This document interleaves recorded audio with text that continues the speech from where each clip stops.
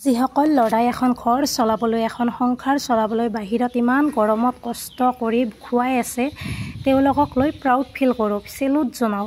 আমি মহিলাসকলে দিনটোত 2বাৰ 3বাৰ ভাত ৰান্ধোঁ আৰু গৰম লাগিলে 5 মিনিট হ'লেও ফেনৰ তলত বহোঁ। কিন্তু হোটেলত ভাত ৰান্ধি থকা দাদাজন বা ভাইটিজনক 10-12 ঘণ্টা ইমান গৰমত জ্বলি থকা জুইৰ কাষত 50-60জন মানুহৰ কাৰণে ভাত বনায়, কাম কৰে। আৰু যিসকল ল'ৰাই ইমান গৰমত ডেলিভাৰী বয় কাম কৰি আছে, যিমান ৰ'দত আমি 1 ছেকেণ্ড থিয় হৈ থাকিব নোৱাৰোঁ, এচি কুলাৰ ফেনৰ তলত বহি মজা লৈ বহি থাকোঁ। আমাৰ বাৰু এচি কুলাৰ নাই। আৰু সেইসকল ল'ৰাই নিজৰ ঘৰৰ কাৰণে নিজৰ সংসাৰখন চলাবৰ কাৰণে ইমান গৰমত কেনেকৈ কাম কৰি আছে ভাবকচোন। কিছুমানে তাতে আৰু ডেলিভাৰী বয়বোৰক ইমান বেয়াকৈ কৈ দিয়ে। আৰু বাহিৰত বহুত আছে তেনেকুৱা, ইমান গৰমত কোনোবাই মুচিৰ কাম কৰিছে, কোনোবাই শিল দাঙি ইটা দাঙি বস্তা দাঙি কাম কৰি আছে একমাত্ৰ তেওঁৰ পৰিয়ালৰ কাৰণে, ল'ৰা ছোৱালীৰ কাৰণে।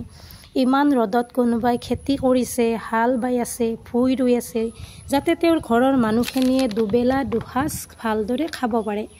নিজে কাম কৰিহে থাকে, কিন্তু খাই নাখায় কোনো বিশ্বাস নাই। মোৰ মানুহজনে গধূলি আহিলে সোধোঁ কিবা খালানে বুলি, কিন্তু কেতিয়াবা খায়ো কেতিয়াবা নাখায়ো। মানে কিছুমান ল'ৰাই ইমান কষ্ট কৰি সংসাৰ এখন চলাই আছে বা ঘৰ এখন চলাই আছে ইমান গৰমত ইমান ৰ'দত, তথাপি তেওঁলোকে কোনোদিন নিজৰ কথা নাভাবে। নিজৰ ল'ৰা ছোৱালী নিজৰ পত্নীজনীক সুখত ৰখাটো বিচাৰে।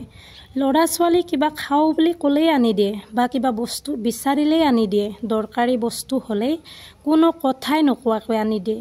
ভাল এখন স্কুলত পঢ়ুৱাব চেষ্টা কৰে ল'ৰা ছোৱালী ভাল হওক বুলি, কেতিয়াও নিজৰ কথা নাভাবে।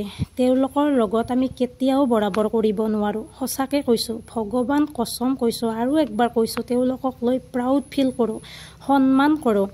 সেইকাৰণে কৈছোঁ তেওঁলোকক সন্মান কৰক, যিসকল লোকে আমাৰ কাৰণে আমাৰ ঘৰখনৰ কাৰণে ইমান কষ্ট ইমান দুখ সহ্য কৰি আছে। ইমান কষ্ট ইমান দুখ সহ্য কৰি হ'লেও তেওঁলোকে আমাৰ সংসাৰখন চলাই আছে, খুৱাই আছে আমাৰ সুখৰ কাৰণে।